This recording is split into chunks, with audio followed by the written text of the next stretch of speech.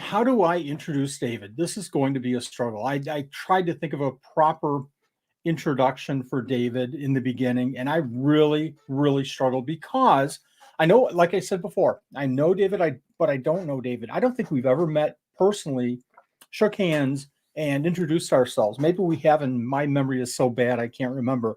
Um, so there's been a lot of people that I've known. I've been doing this for over 20 years. There's a lot of people that I've known that have grown in the hobby and then they've disappeared. And that's so unfortunate. A lot of really super good people that I personally miss.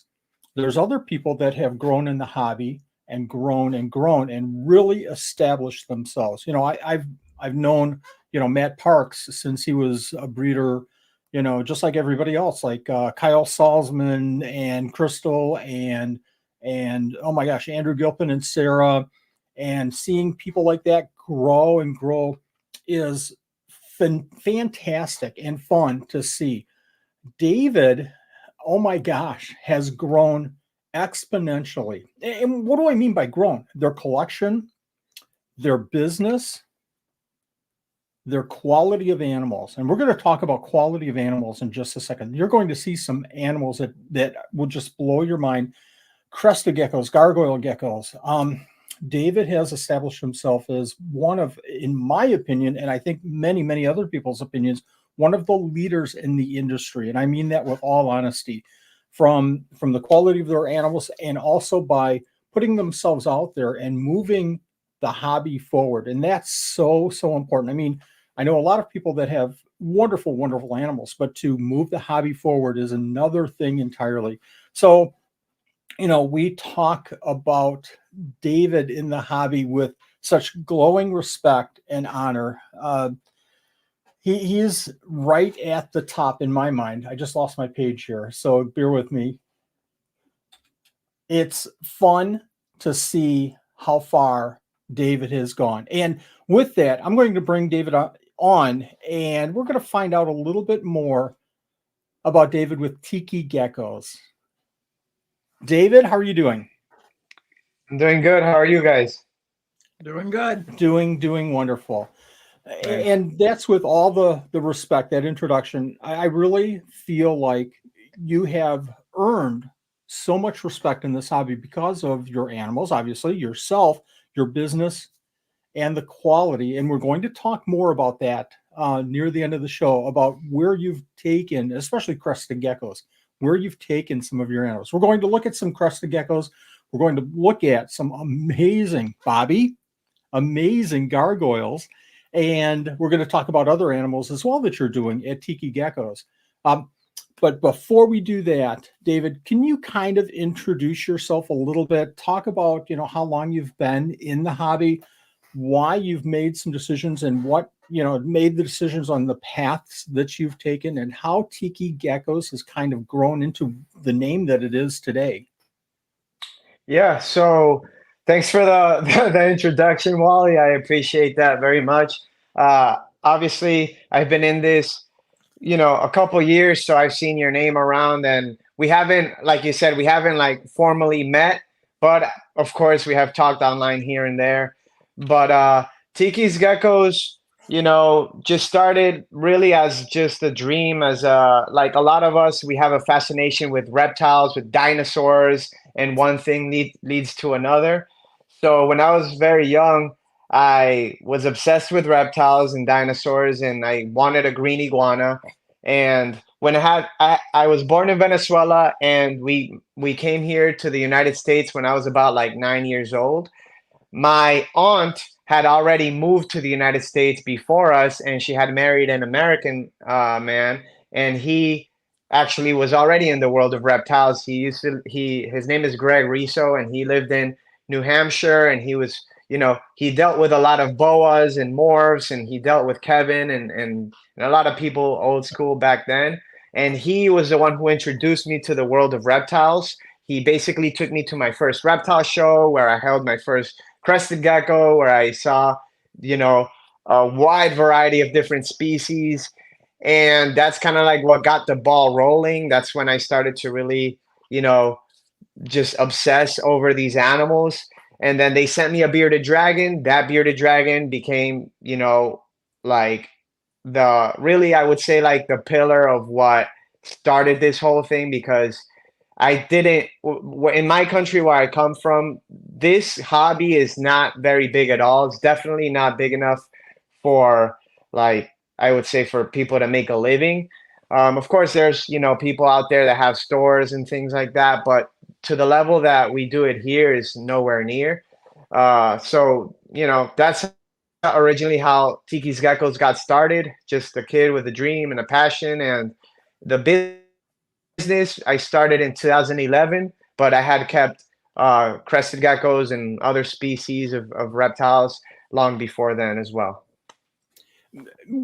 Why?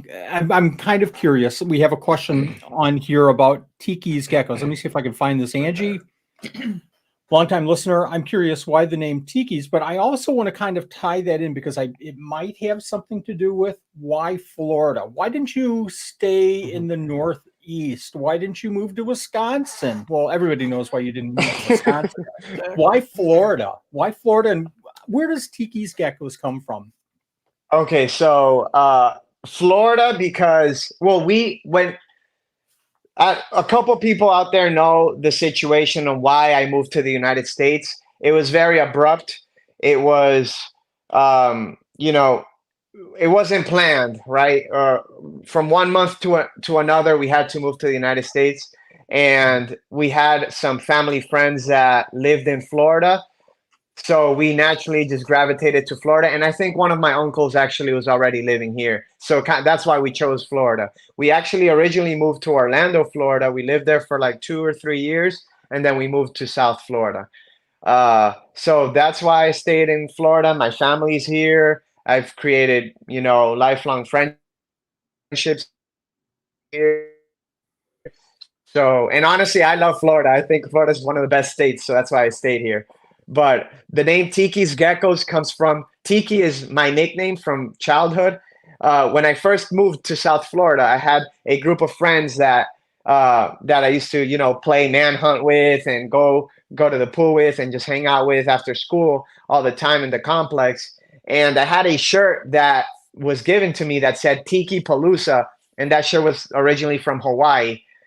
Anyways, one of my friends decided that they liked the name Tiki and they didn't want to call me David. They started calling me Tiki, Tiki, Tiki. And from the complex, it went to school. Everybody at school started calling me Tiki. I also grew up in a mixed martial arts gym, and everybody at the gym started calling me Tiki. And then from there, you know, it was like, well, it kind of rings Tikis Geckos. So I decided to name the business Tikis Geckos.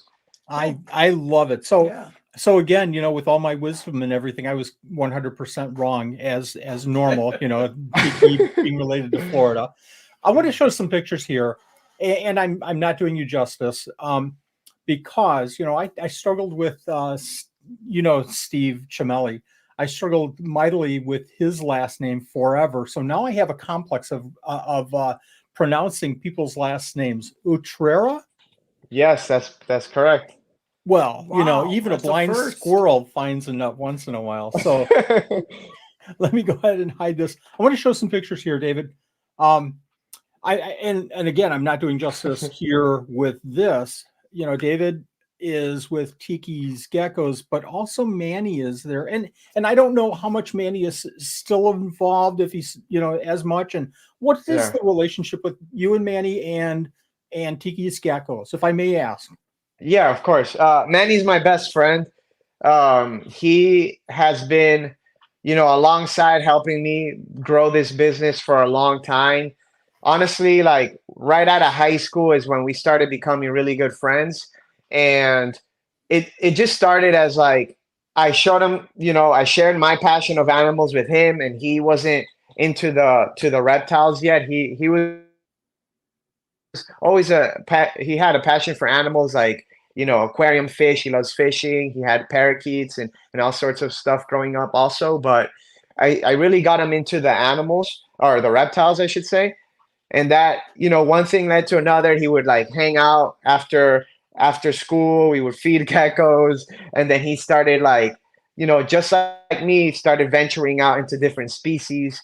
got his first panther chameleon, got some blue tongue skinks, and then around that time when he started getting those is when I also started expanding from just geckos, and I was like, well, we could actually start to make this the business. Like I had already started the business, but it wasn't as serious, and he kind of just supplemented the business. But yeah, Manny's just been, he's still involved. He's it's funny you say that because lately he hasn't been able to be in some of the videos and even at some of the reptile shows. So he's always like, we're always joking around like that I don't invite him on the videos or on the reptile shows, but he's still involved. He's as long as he wants to be here, he'll be here. Fantastic. You guys are just so down to earth, and it just feels like, and you know, every relationship has its highs and its points, and low points, but you guys just seem like best friends, you know, like best BFFs. You guys are best friends forever. It really seems that way, you know, in all honesty. Yeah. Yeah. Everybody, I have links to Tikis Geckos in the description of this YouTube video in the live. I'm sure Frank will start sharing. Frank's been sharing. He's already sharing? Yeah. When we see them, we'll put them on the screen. But also, I didn't mention, and I'm going to jump over to a picture as soon as I can get the mouse from the net. But I want to show you this, guys. So let me add back in, and let me jump over here. We're going to talk about YouTube in just a second. This is cool, David. This is 99% of the time just chilling out. So in Florida, you are exposed to things that we really aren't in Wisconsin. Good. Yeah. Nanette says good. So this has to be a blast. You know, we talked about Florida and some of the reasons why you're in Florida, but this is probably not a common sight, but it occurs where you're at, right? And what are the advantages of having animals and living in Florida? Yeah, so I mean, that picture there is after some really heavy rains, after like a couple weeks of heavy rains, and there's parts of my backyard that flood like that. So we started moving some of the snakes and enclosures that start to get affected by that flooding there and putting them inside. But I think the advantage of obviously living in Florida is that we could keep so many different species outside, and we don't have to worry about paying extra electricity, the right amount of UVB, switching your UVB bulbs because we got the sun, the nice good old Florida sunshine, and that basically like, you know, goes a long way when you have a lot of reptiles. I can't imagine. Are you concerned? I know you're concerned, but how concerned are you with extreme weather? Yeah, honestly, I used to, when I was younger, the hurricanes, not to be like insensitive or anything, but they would be kind of fun because when we were kids, if school would be out, there would be no school. We would, you know, there'd be like trees knocked down and we would go climb the trees. But now as an adult and having like a responsibility of all these animals living outside and everything is just so stressful. And being a homeowner, it's so stressful because now whenever a big storm comes by, you know, a hurricane, we have to prepare. We have to take in all the animals that are outside. We have to put them in all the sheds. We have to make sure the house is protected. And yeah, it can be quite stressful, but it's the price you pay to live in paradise. There you go. Were you in business when Hurricane Michael came through by chance? What year was that? Oh my gosh, it's many, many years. I think it was at least 20. No. I know He's not even that old. I know he's probably 22. So David's gonna go, yeah, I was 2, and I was. I'm 30. I'm 31. Hurricane Michael just wiped out just whole hatcheries entirely, and it might have been Hurricane Michael might have been some of the reason why we're seeing some of the issues in Florida right now, unfortunately. But it is what it is. I mean, you know, you have the luxury of, like you were saying, having the natural sunlight and everything, but you also have, you have to be concerned and weary of some of those things. Yeah, yeah. But every place has its own thing, like we don't have to worry about winter storms that if the power goes out, we gotta like, keep the animals warm. So every place has its own thing, You just gotta like find what's like what your compromise, I guess. Good point. That's why we have 6,958 hand warmers sitting in the back in the garage.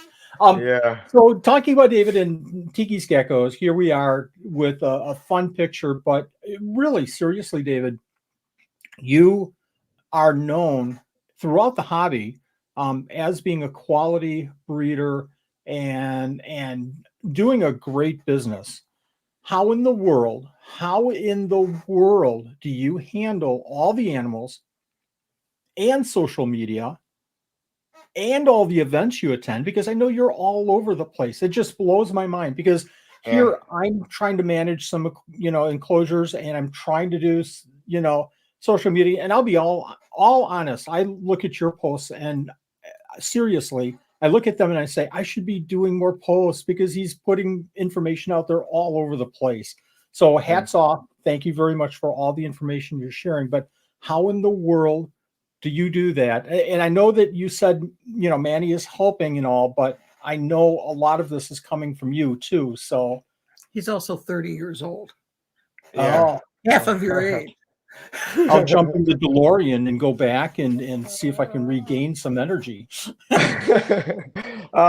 Well, honestly, there's no way that you could do it alone. The picture there that you're seeing is my team. That's my whole family, and this is a family business. It's the whole operation isn't just me. My father works for me. My brother works for me. Obviously, my wife works for me. My best friend works for me. My mom, she doesn't work for me directly, but she, does so much for us, and she even like just like like for example the taxes she handles all the taxes, and then some other stuff too, but it's a whole team effort, and there's no way that you could do it on your own. They say if you want to go fast, go on your own, but if you want to go far, you need a team with you. So that's the secret, I would say. Well said. Who does the social media? Who does all the posting and pictures and all that stuff? I do the social media. Um, yeah, I do the social media. I do like the website stuff. I obviously do reptile shows. I do a lot of the other things.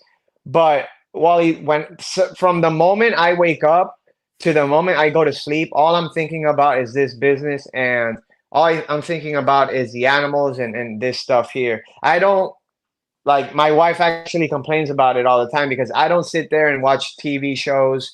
I don't sit there and like I have very few moments that I dedicate to like leisure or time that I do other things. Most of my time is dedicated to this stuff. And I'm assuming that when you are sitting down and watching the Flintstones or the Jetsons or something, your mind is going like 1,000. You're not focused. You could watch a TV show. You could watch, an episode or a movie. You could watch a movie and go, 10 minutes after it ends, what did I just watch? Mine just keeps going and going and going. Yeah, I'm constantly on the phone answering questions, even when I'm watching TV. So yes. Who are we looking at here? Okay, so if you follow MMA, you know who that is. If you're like a serious person that follows MMA, that gentleman's name is Demetrius Johnson, and he is considered like one of the GOATs, one of the greatest of all time of the mixed martial arts of that sport. He was a UFC flyweight champion. He has like record number of title defenses and just an overall insane athlete. So I'm assuming that this is after your match because he's wearing 2 casts on his legs, right? Is that what I see? Not quite. He would definitely kick my butt. Seems like a good guy. Yeah. Tell us about YouTube. Why did you? And we're going to talk, folks that are watching. We're going to get to the animals in just a second. Believe me. But tell me about YouTube because I watch your YouTube videos, and I tell you what, you're informative. You're fun. You show great, great pictures. And every video that you're doing, you're educating to the max. So again, thank you very much for the YouTube videos that you're doing. YouTube is a passion of mine, but I have the utmost respect for what you're doing with YouTube. But this is special. This is because you got like 1,000 subscribers, right? This plaque. Yeah, that my first 1,000, they sent me that plaque. No, that's very special to me because you know, I started YouTube a long time ago, and I never even thought that it would get to 100,000 subscribers. I just thought it was like I honestly just did it at first just to like answer my customers' questions, basically. But at like 2 years ago, I was like, okay, well, I want to get this plaque. I want to reach this goal. And I invested like in our videos.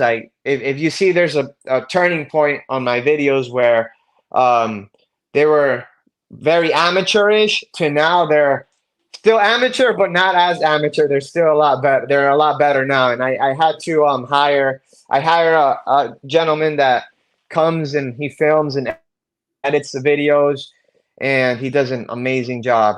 So I he would does a lot better highly, than I could do. I would highly respectfully disagree. Your videos were never amateurish. Your videos went from being very good to very professional. Your videos are the Mr. Beast of the reptile world. So well done. Thank you. But you can tell, David, when you took that leap and moved into the very polished, and I can tell that you structured your videos a little bit differently. And I wane on and I'm boring, but I can see from yours that you made a distinctive effort to be concise and to the point, and you did very well. So 100,000 people, 100,000 subscribers. I don't even know what the number is, but it's very, very low for the number of people, content makers on YouTube that have 100,000 subscribers. So congratulations. Well deserved. Thank you, Wally. And who is this? So that's my wife, and what she's holding is the picture of our son. We're expecting in November, and we're Oh. really excited to be first-time parents. Yeah. Huge congratulations. Huge congratulations. That I knew is it was the so number. cool. Love it. Any Thank you. any, I don't want to say anxiety, but any stress about having your first, anything, because we're professionals, you know, not of YouTube, but of raising kids. We've Yeah, raised right. 3 boys, so we've got it under control Oh, here. yeah. I typically don't get like stressed or nervous about things like that. I'm sure, you know, when the day comes, like it's gonna hit me. Yeah. But yeah, I'm very excited. I'm looking forward to raising my little man. Well wishes for you, your wife, and your newborn. 1 or 2 or 3 or 4. Do you know the number of babies? 1, he said. Okay, just checking. I'm just checking. Don't stress him out now. We're going to talk about the Gold Standard Gecko Club in just a minute. I want to kind of leave that a little bit, David, if you don't mind, but kind of tell us just a glimpse. Give us like 2 or 3 sentences about what we're doing. You're like, I have any credit involvement in it. Tell us what you're doing with the Gold Standard Gecko Club, please.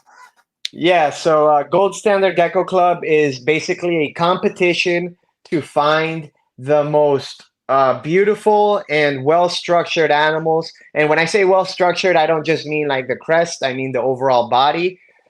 And that's what we're trying to do. We're trying to find the best animals and give credit to where credit is due, to the breeders out there that are producing the best animals. And the reason why this even came up in my mind was because I saw an influx of new breeders and new morphs, and sometimes the inexperience level of these new breeders was causing them to breed certain animals together that were making, you know, these morphs that are beautiful, but at the same time are kind of like border questioning the the ethics of our industry and what we do. So just to kind of like reel that back in and kind of like get everybody back on track, that's why I wanted to start this. I love this. And again, we're going to see some animals. We're going to talk about some animals. We're going to talk about this program in just a minute, but I'm going to pull out one word here, and that's standard. We used to be involved with tropical fish for 10 years, and we used to do shows and judging and trying to get the best qualities and longest fins and everything. And sometimes that's to the deterrent of the animals.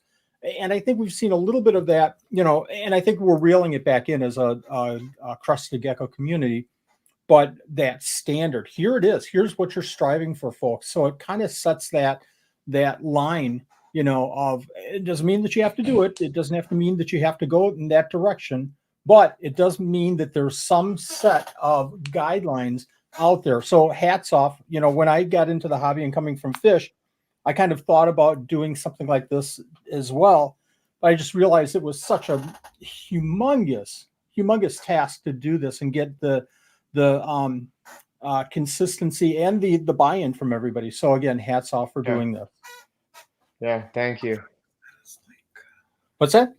Frank's got your link up here. I'm going to show You've got that. the mouse, so I can't do it. I stole the mouse. So Wow.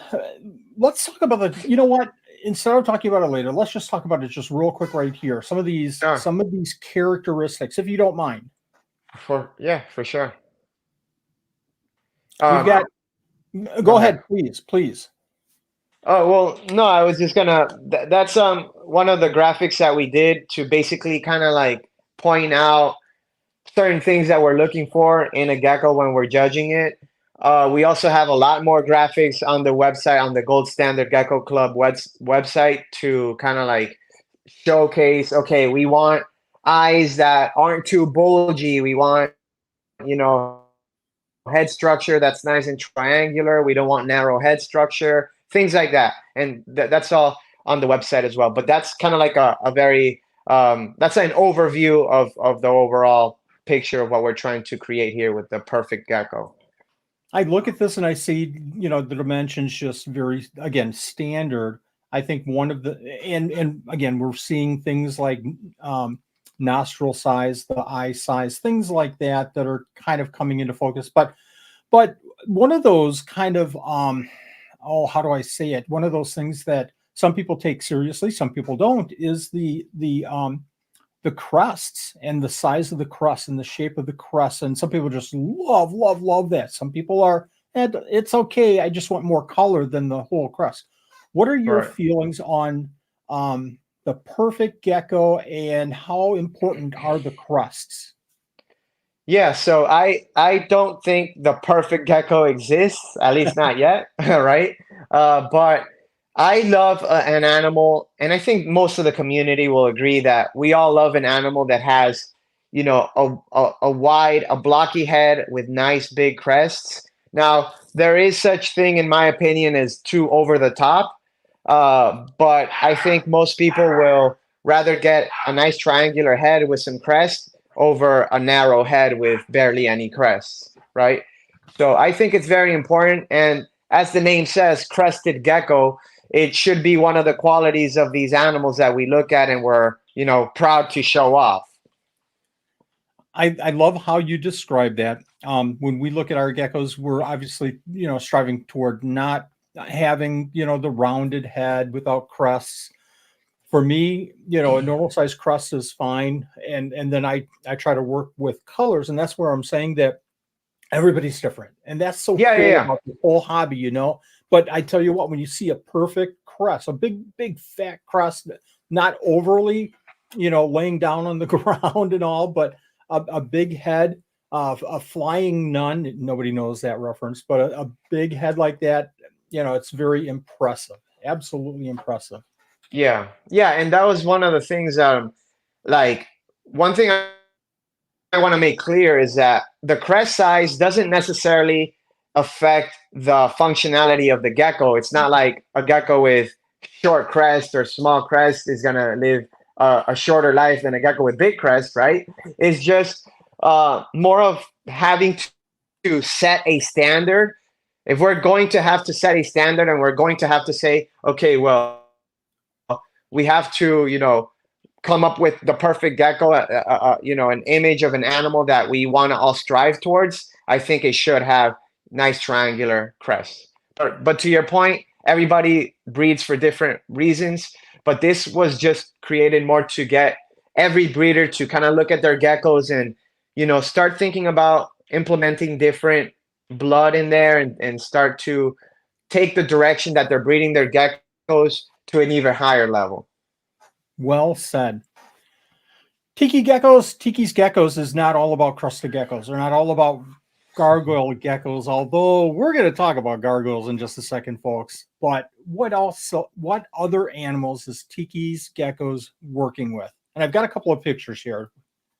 Yeah, so we work with pretty much any reptile and amphibian that is, popular in the pet trade, because at the end of the day, we sell these animals for pets for most people.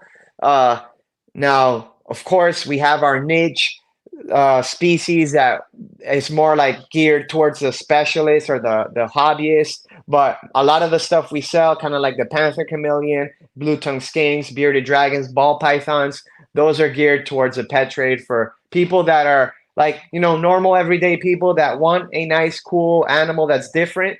We're here to provide that for them, not just geckos. Perfect. Let me get over to this one. Wow.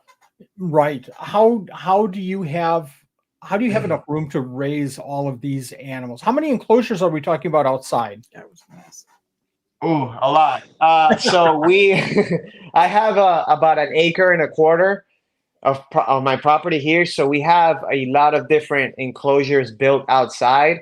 So for example, an iguana like that is a leucistic hybrid iguana.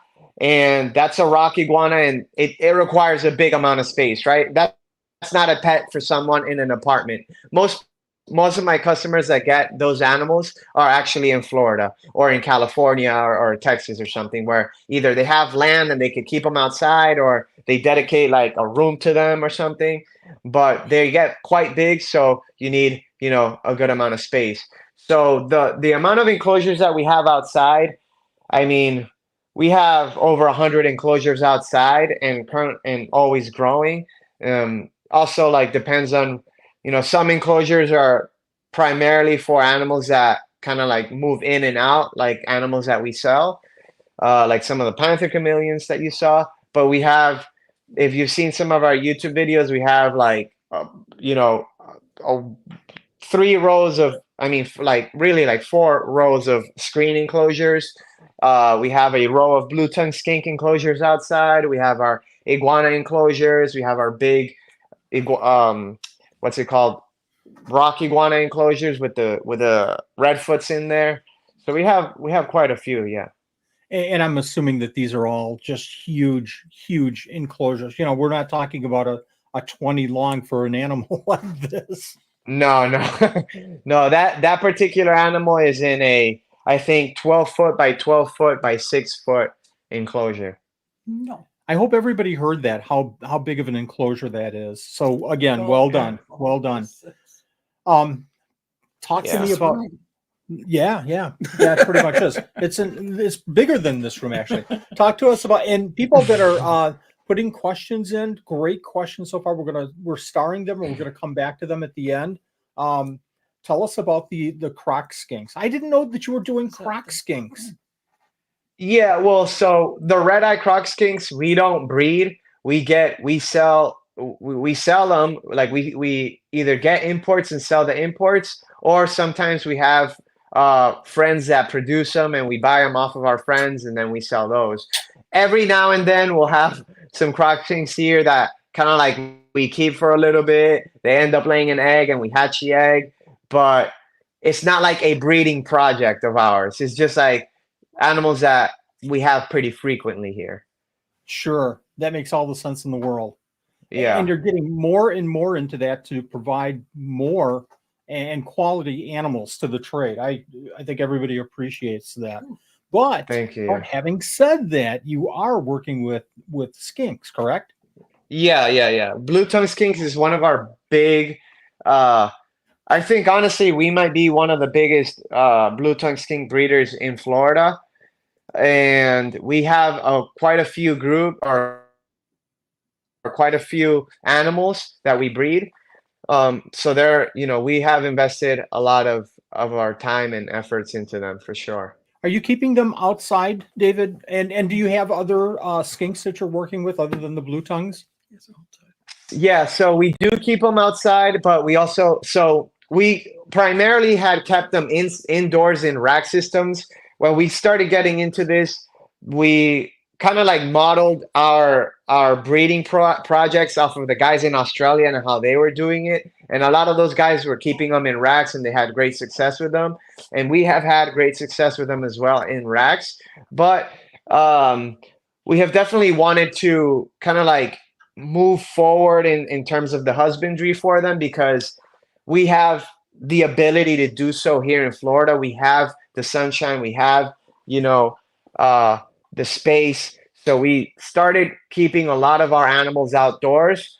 And this was our first year of, I think we have about maybe like 50 animals outdoors right now. And all of them did really well. We had some females that never produced before, produce. We had females that were slugging last year, produce babies this year. So overall, I think it's a lot better for them. And yeah, I mean, we keep them. I know I give you this long-winded answer, but we have some indoors and some outdoors. Very, very cool. J-Bug is mentioning that you have a special going on right now. You've got the skinks on special, other animals on special right now. I saw the note too. I meant to read it and then I got lost in time. No worries. Yeah, we're actually today. So we have an email newsletter and a text messaging like newsletter thing. And we are constantly just doing like pop-up sales and like quick flash sales and things like that. So these next couple days we're running a couple sales. Today we did a 50% off code for blue tongue skinks. Tomorrow will be something different. If you miss today's code, you could still get in for tomorrow's codes and for the weekend. But basically people could go on the website, they scroll down, usually a pop-up appears on the website. It asks you to input your phone number and email. If not, you can scroll all the way down and there's a little box that says like email newsletter. You put your email in there and then you're all set. 50% off, folks. 50% off. We've got a question here. Do you breed any of the shinglebacks? Oof, no. Shinglebacks. For those of you that don't know what shinglebacks are, they're a blue tongue skink, but they call them the pine cone skink. They look like literal pine cones, and they are some of the rarest and coolest species of blue tongue skinks, but these guys are very, very rare and very, very expensive. I was just at the Reptile Super Show 2 weeks ago, and there was a gentleman there that had a couple, but he was selling for $10,000 a piece. And they don't produce very often, and they're not very prolific. So if we ever got into them, it definitely wouldn't be for a business venture. It'd be more of a passion project. And at this point, we're not at the point that we could do that right now. We're still trying to like make sure everything is profitable. And that makes all the sense in the world. You have so many resources, and that means, space, food, time to manage. So good call. Yeah. You guys do crested geckos? A couple. That's such a loaded question. You guys are famous for your crested geckos. Yeah. Tell us, you guys started keeping crested geckos. You've done a ton of videos on just everything. Yeah, this is an amazing animal. You've done videos on everything about crested geckos. I'll do a little bit of research. Okay, Wally, what am I going to do on crested? Oh, it's already out there. Tiki's already done it. Doggone it, son of a gun. What else am I? So it's hard getting that niche of what you haven't done with sharing information. Wonderful, wonderful information on crested geckos. Tell us how it went, though, from 2 or 4 or 6 animals to the quality of animals you're doing today? What was that bridge? What was the kind of the stick in your side that said, I'm going to do the best crested geckos around? Yeah, so initially, like you said, I had a couple crested geckos that were nice, pet quality, little tigers, or patternless. We used to call them patternless or bicolors back then, and they're just like pets. But as I started getting more into it, I actually got an animal from AC Reptiles from Anthony Caponetto, and it was like the most beautiful crested gecko I had seen at that time, especially when I got it in person. And when I saw that animal, I knew there was so much more potential to what could be done with the crested geckos. And that's why I started to pursue the breeding aspect of it. So I started to basically scout out different bloodlines and different breeders that I was really into and that I really liked their animals. And I started kind of like building a collection. And at one point, Anthony Caponetto was doing, back then he did like he still does it, like a wholesale option of 50 geckos. And I was in high school at the time. I asked my parents to borrow $1,500 to invest in these geckos. I told them, I'll keep the ones I like, but I'm going to sell the other ones, and I could at least double my money on what I paid for on those geckos. So they thought, okay, let's do it. My parents were always encouraging me to do things like this. So I did that. And then like I was saying earlier, I had already a couple geckos from different collections and different bloodlines, and they started breeding and started kind of like creating my vision with the geckos that I wanted to breed. And over time, I started breeding crescent geckos in like early 2000, maybe like 8 or so.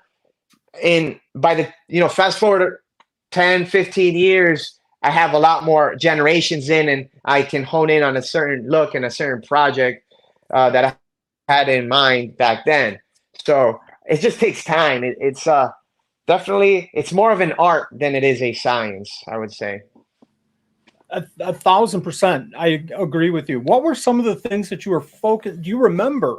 I certainly don't remember, but for us, but what were some of the things that you were focused on in the beginning? What were some of the qualities that you said, this is going to be Tikis Geckos? This is the type of crested gecko we're going to raise here. Yeah, so in the very beginning, I remember just really liking and having an affinity towards like the pinstripe looking animals. So I started breeding a lot pinstripes. Then I started to develop that, and I really started to look like the white out and white wall laterals like that. And I always just loved the cream, like the contrast of like the dark and cream geckos is one thing, but that cream, whether it was on yellow geckos, red geckos, black geckos, like that, I always just loved it. So I started to develop some lines that are like more creamy. I started to develop some other things that the extreme harlequins, pinstripes, but my main like love in the beginning was definitely the pinstripes and the quad stripes and that line of geckos. I'll show everybody. Is this the same gecko that we saw in the first picture, the first crested picture? Yes, yeah, that's Chester. That's one of my favorite super Dalmatians I have. That is crazy. I keep looking over here, folks, because my screen is over here. Sorry about that.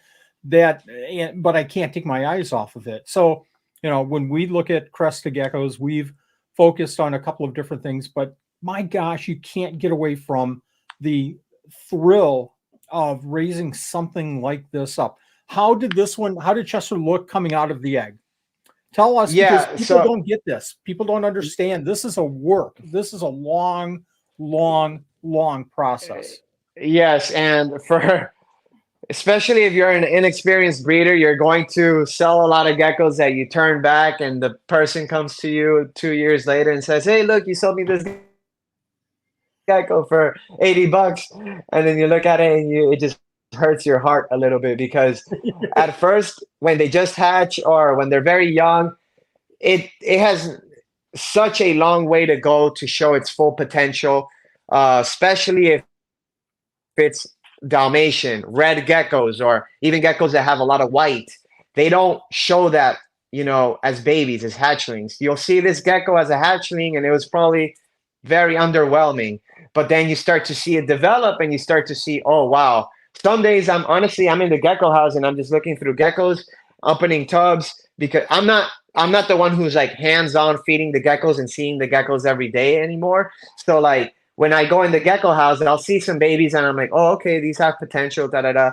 And then I go back a couple months later and I'm looking through geckos, and then I just see like this gecko and I'm like, oh my God, I'm glad I kind of like held some of these back for a little bit, because even me at this point, I still get surprised. Do you, when you're going through your animals, when you get the chance to kind of walk through and take a peek at them, and you see something that's kind of different, that's maybe showing some different, like this one certainly at about 4 or 5 months started to show that it had more of the spots.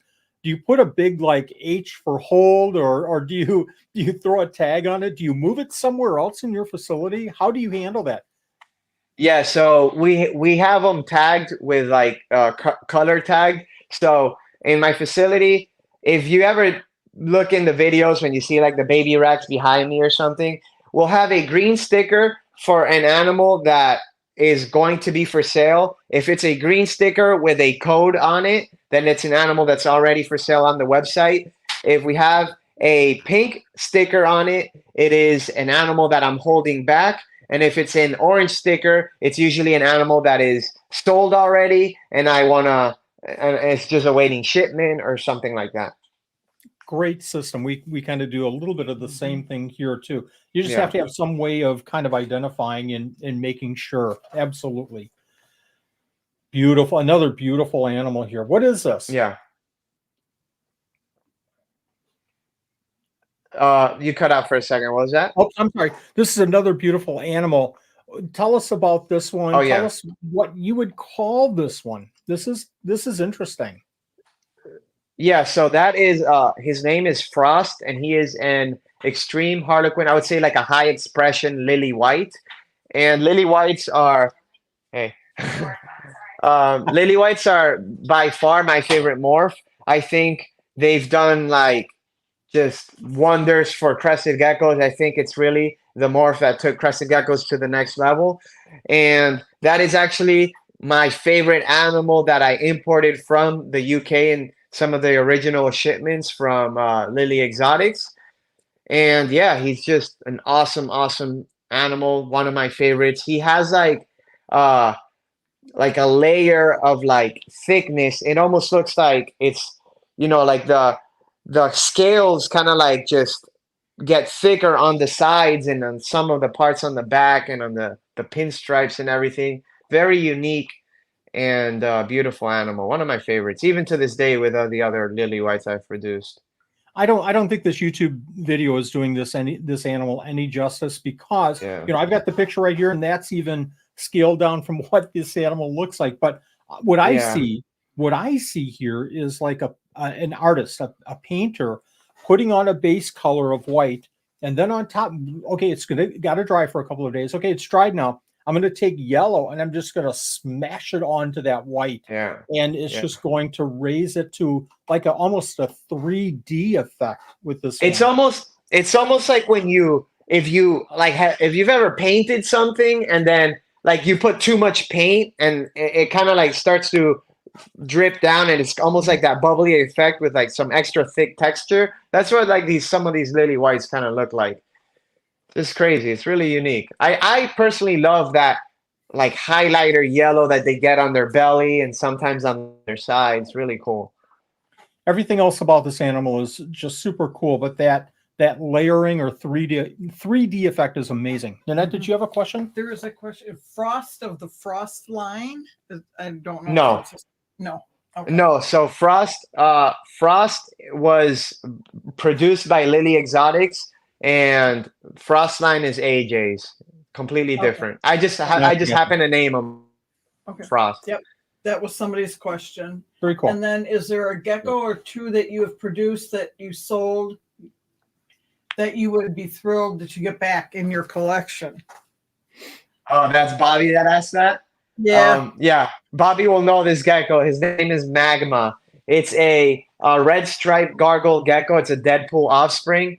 And that was one that I sold very young as a baby. So the thing about this gecko that I'm talking about, Magma, has a completely filled in dorsal where, you know, the red stripes usually kind of like border that mid dorsal line. This one filled in completely, and it's just a solid red thick stripe down the back. And you know, when they're babies, it doesn't cover that. It takes time where that red starts to spread and cover all that in there. So that'd be one of the geckos, but there's countless, honestly. There's some that when I'm selling them, I know that I'm going to regret it, but at the end of the day, I can't keep them all, and I have to pay the bills.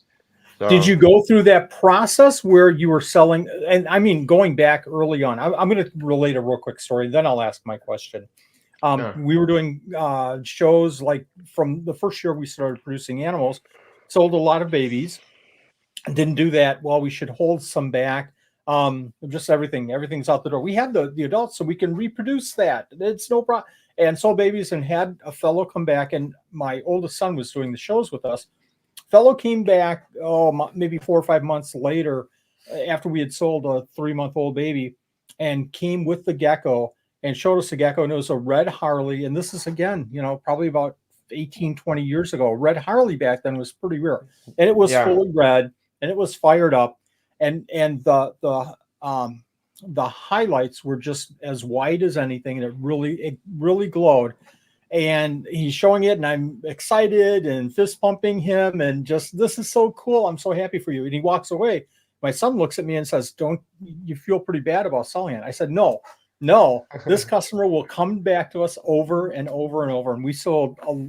No, it's not about business. It's about that customer coming back and asking questions and growing their passion as well. And it is hard. It is hard seeing a gecko like that that you produce that you didn't hold back. But you know, again, the customer relationship is so important, I feel. Did you go through that? I would say it's more important because also when a gecko like that leaves your collection, it's also kind of like, you know, people see that gecko and then they're like, "Where did you get that?" And then they start asking those, you know, maybe people that aren't aware of who you are, they see that gecko through, you know, their friend or whatever. And then they're like, "Oh, I actually got this, you know, a Supreme Gecko or Tikis Geckos." So then they're you know, motivated to go ask you for a gecko like that. But to what you were saying, yeah, it's very important because that person now has like, you know, they really feel good about that transaction and they're going to come back. And it's like you said, it's not, obviously we make a living out in this, and this is ultimately like we have to sell geckos, right? But what that animal does for that person is worth infinitely more than the $100 or $200 that you made off of that transaction. And it makes, at least it did me, it makes you feel good about yourself that you're able to do this and share and make somebody else feel really, really good. I've tried for years and years to breed in like a red gecko and the white SG, or maybe a white gecko and the red SG right on its side as a further promotion and kind of develop that line, a big SG for Supreme Gecko. So that's something, David, maybe you could work on, you know, the TG. Let's get back to geckos.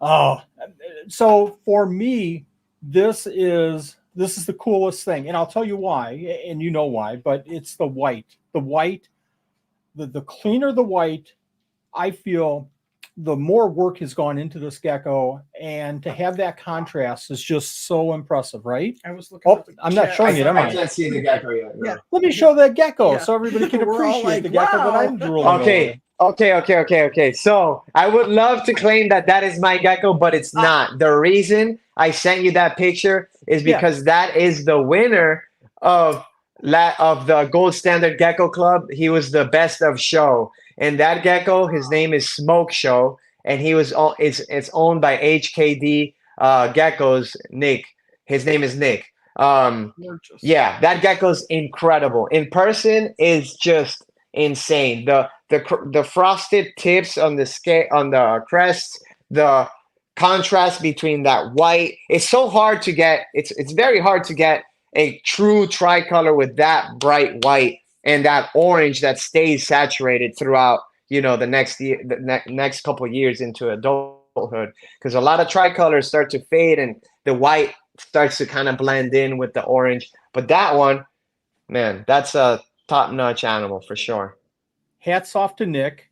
Yeah. Again, credit to you for not, I don't feel like there's an ounce of, well, I'm not going to share this person's name because it's a competitor. You're right out there with the information, and you're treating this whole thing, in fairness, David, as a hobby and not a business. I think the more that you treat it like that, my personal feeling is the money will come as long as you have the passion, as long as you're sharing information.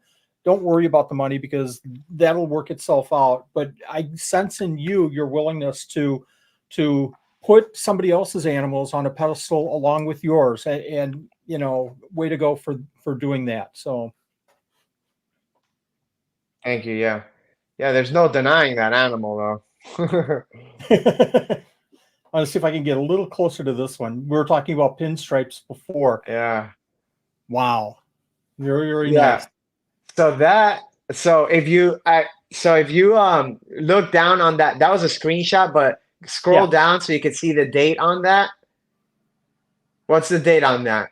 2013. Oh, 2013. So yeah, so that's why I sent you that, because that's a super empty back. And back then, there's the gene has always been around, lingering, but it's up until now people started really appreciating it, and now we like truly understand it to how to make them and stuff. But it was funny because the other day I was going through pictures to send you, or even I actually did another podcast earlier this week.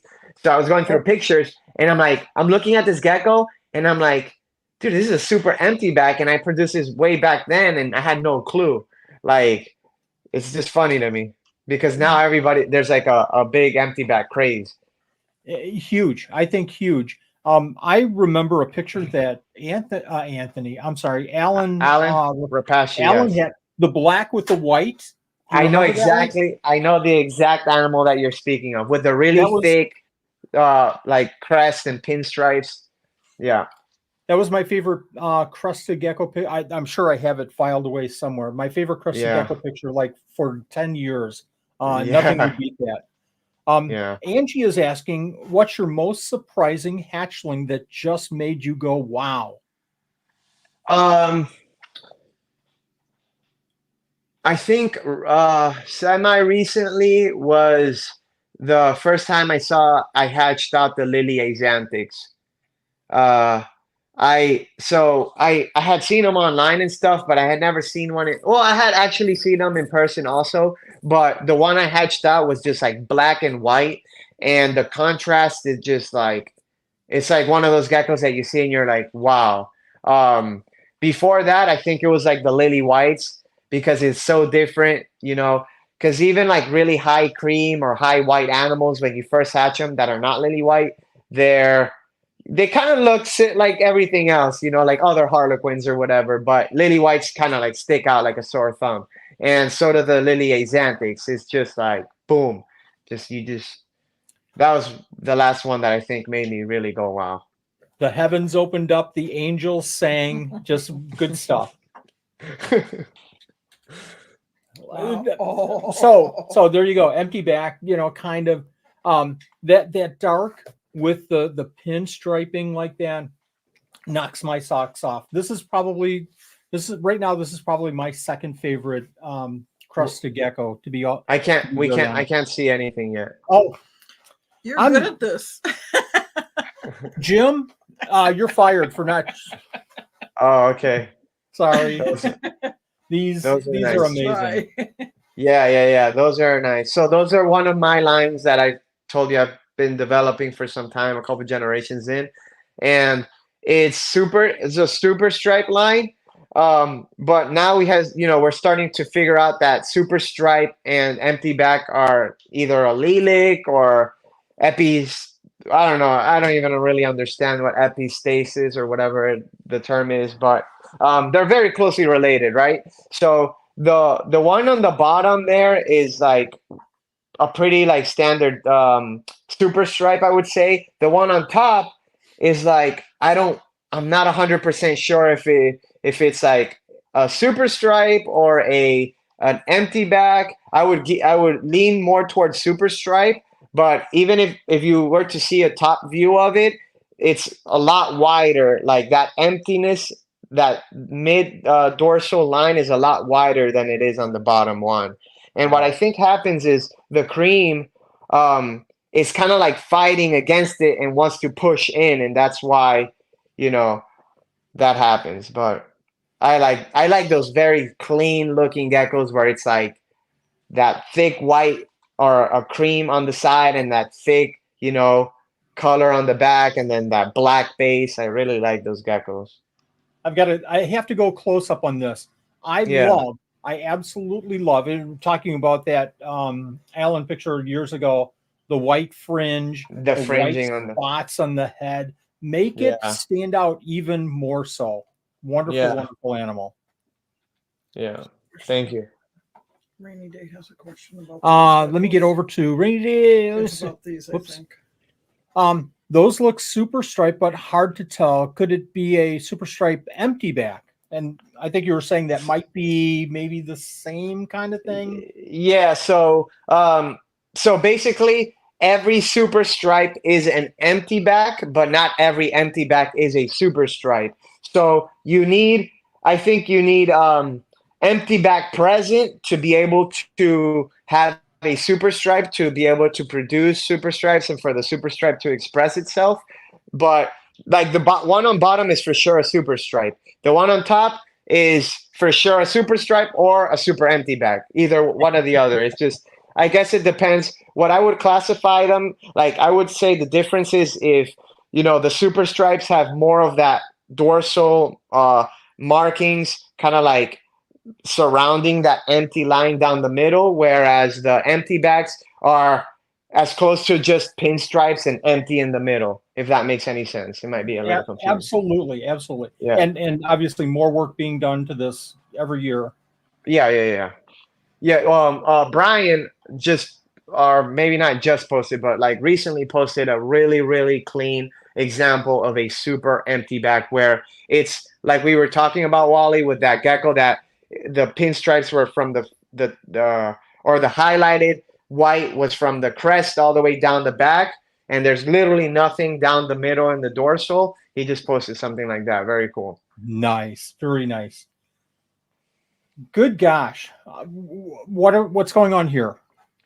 Yeah, so that is that guy's name is Prodigy, and he is one of my favorite geckos. I mean, obviously it kind of, the geckos get better every year, but that doesn't mean that every year I have a new favorite gecko. Sometimes I kind of like, I have like my favorite geckos and they might be a little outdated, but I mean, that's a really nice example of one of our white walls, and he has that snowflaking, like, or white spot, whatever you want to call it, but one of those, that's one of the lines that I really, really like.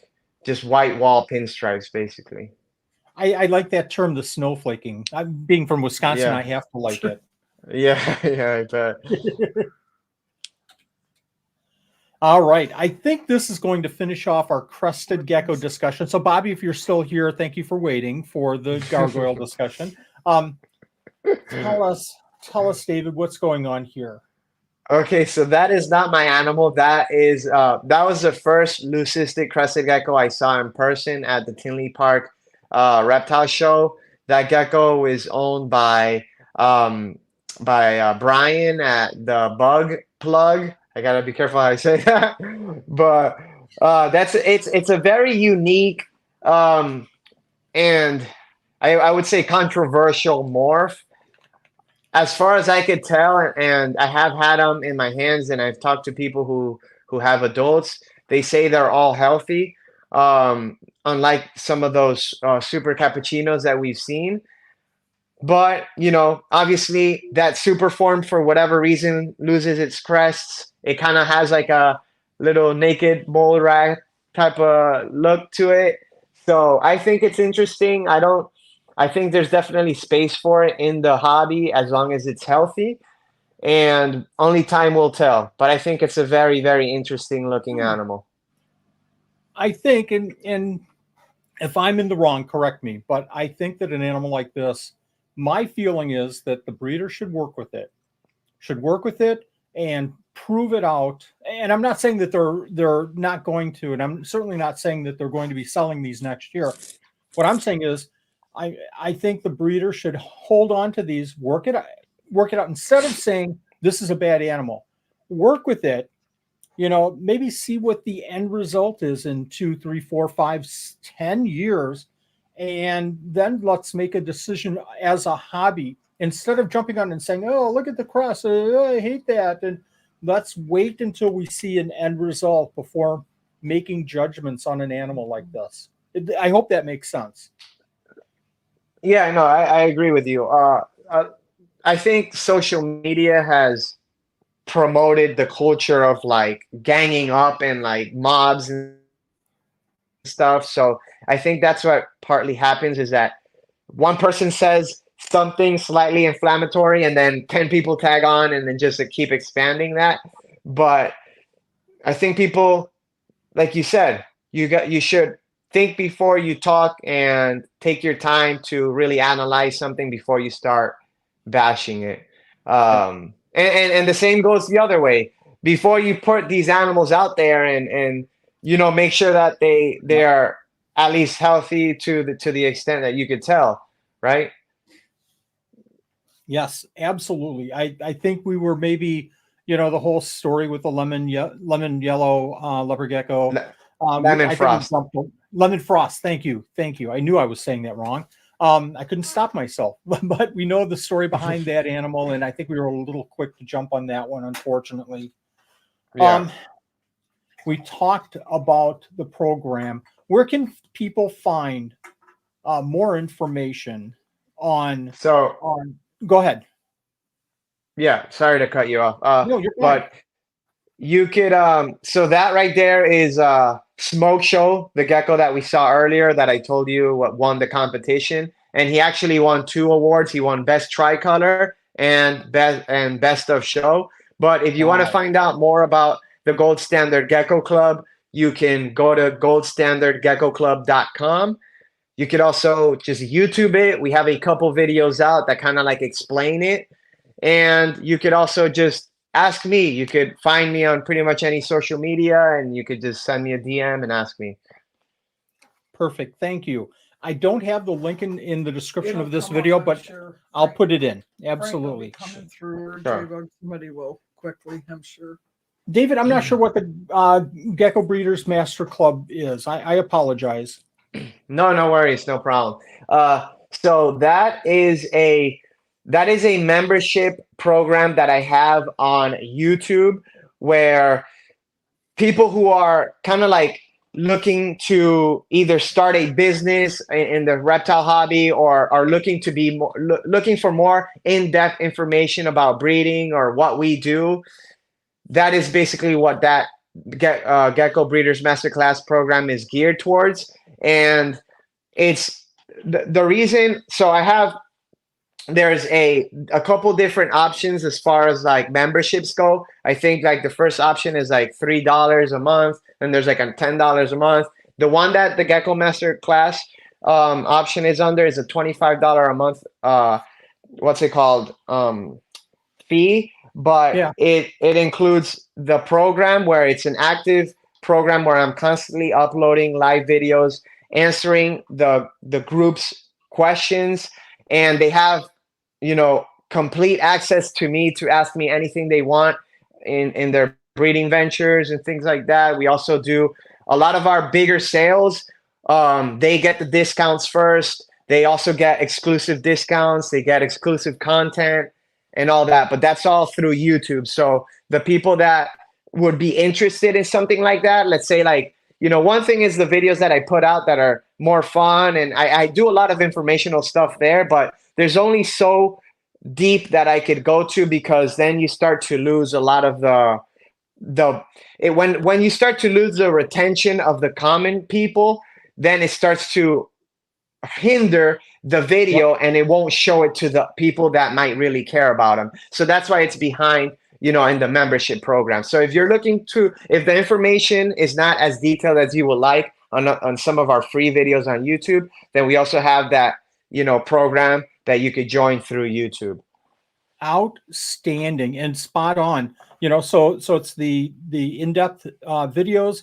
It's the access to ask and get answers to the questions, and it's exclusive animals, exclusive deals. Way to go. Thank you very much for doing that. I tell you, folks, these programs, these master breeder or breeder master class programs are golden, absolutely golden. Thank you very much for doing that. Yeah. Should we talk about gargoyles? Hey, Bobby. Hey, Bobby. Who is this? So that gecko is a very, very special gecko. That might be one of my favorite geckos I've ever produced. That is a Deadpool grandkid.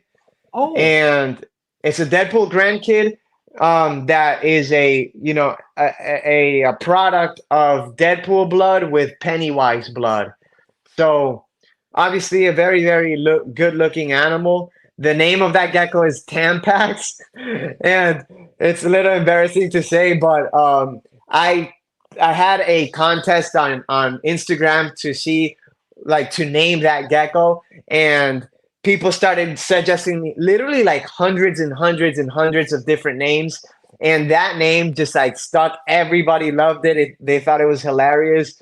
And I also understand that there's a little bit of marketing behind that. It's easier to remember a gecko with that, you know, obnoxious name than it is a gecko like, you know, Dragon or something, which is very common in the hobby. So that's why he's named that. But he is definitely going to be a future star. He hasn't bred yet. He will be breeding for the next season.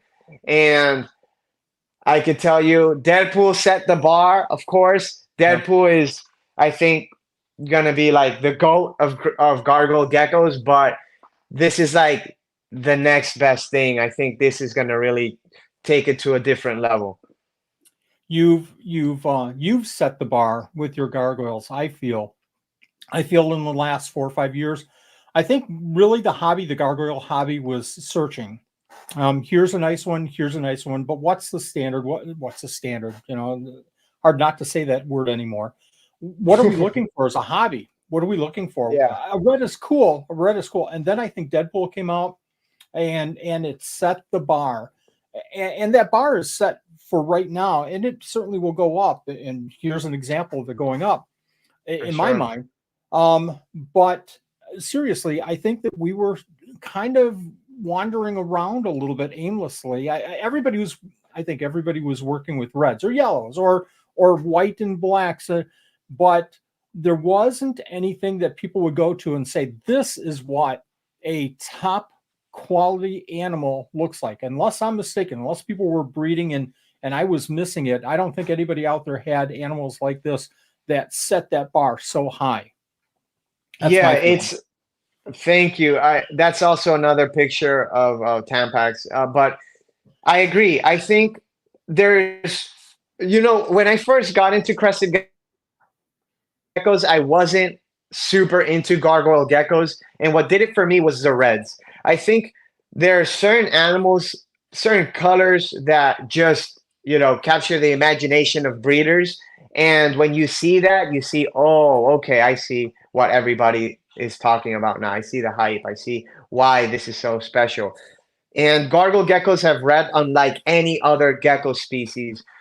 Their red, and also what I love about their red is that whether they're fired up or fired down, you're gonna see the red. You know, sometimes it was frustrating with the crescent geckos, and I know you know this, Wally, because you have really nice reds as well. is that you have a really nice red crescent gecko, but sometimes at the time that you want it to be nice and red, it fires down and you can't show off its full, potential, its greatness. So with gargoyle geckos, you could really see that whether it's fired up, that gecko, when it's fired up, it looks like it's just one full red gecko. But I like it more when it's fired down because you could see the contrast and you could see just like the little details of the blotching on the sides and how it's starting to almost like eat away at the whole body. And that is what I think we're going to get to a point that the whole gecko is going to be covered in red color pattern, and we're going to be like, okay, I think it's time to go backwards a little bit now because it's just going to be all the geckos are going to look the same at that point. But You've got a great point, especially with the crested geckos and reds. I'll bring, red crested geckos to a show, and it's like, but believe me, folks, all these gray animals, they're going to turn red. Really, please believe me. And you brought it to a head with the gargoyles as far as when they're fired up, they look different than when they're not fired up. But either one, it's like, oh my gosh, look how cool it looks fired up. And then when it's not fired up, it's like, oh my gosh, look how cool it looks not fired up. We do have a request, though, from Julian I. Let me see if I can find this. So love the reds, but you know what, David? You need to work on oranges. You really do. We want to see the same thing, but with orange. Okay, if you could do that for us, please. That you know what? I think I don't know if he's referring to the crested geckos or the gargoyle geckos, but I'll address both.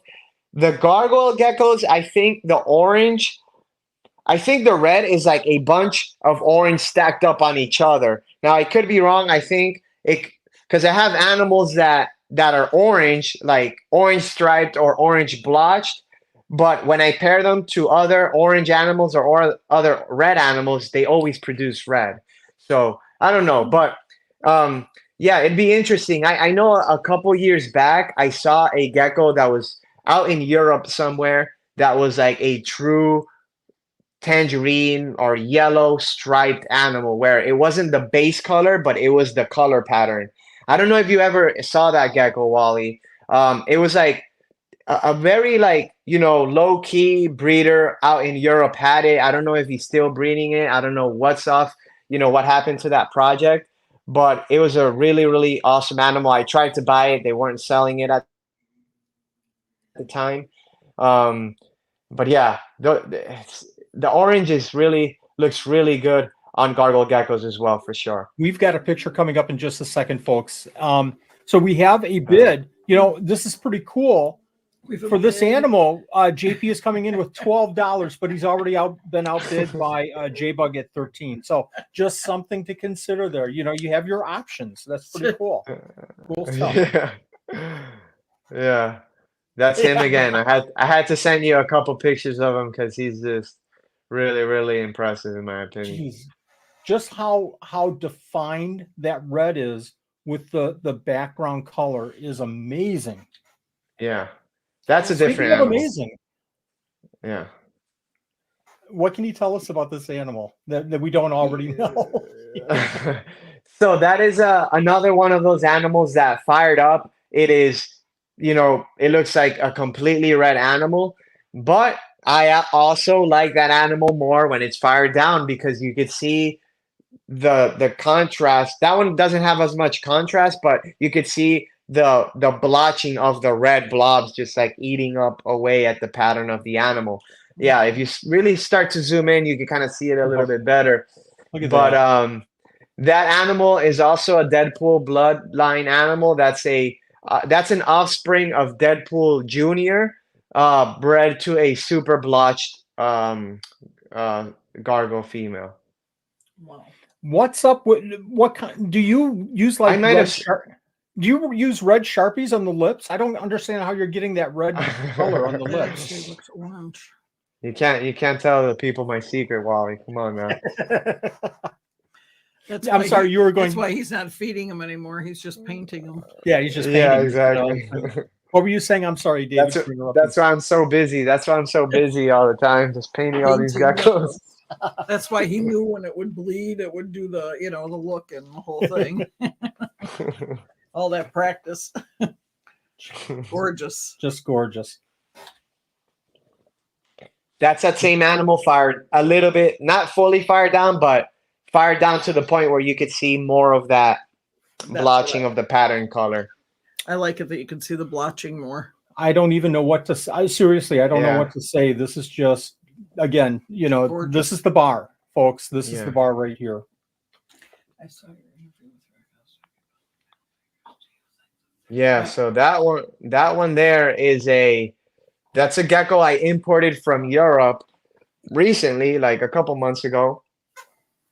And I believe that to be a different morph. I believe that that's going to be maybe an incomplete dominant morph or maybe a recessive morph. We'll find out next year. But I have 3 animals that have that same type of patterning where instead of the patterns forming into stripes like we see with the traditional striped animals, this is a striped animal, but the side stripes decided to form into like some sort of blob, some sort of circle. And I have some other ones that have more defined circles on the side. I think that's going to be a new morph, and I think that's another one of those things that kind of like help push the hobby when it comes to like the gargoyle geckos, at least. The gargoyles seem like a blank slate right now, other than some of your reds, obviously. I'll mention Sarah from Rainy Days. She has some gargoyles with like figure 8s on the background, like highlighting. Rainy Day Gecko Sarah, just very, very different, very different. So my point being is that I think anybody breeding gargoyle geckos, if you're looking for something different, you're going to find it. And if you take it, over time and prove it out, I think that you're going to be able to produce an animal that makes kind of a statement in the hobby. Yeah, that's one of these animals that they're just so much untapped potential because crested, all the focus has gone into crested geckos, and gargoyle geckos are still kind of like nobody's really figured them out yet.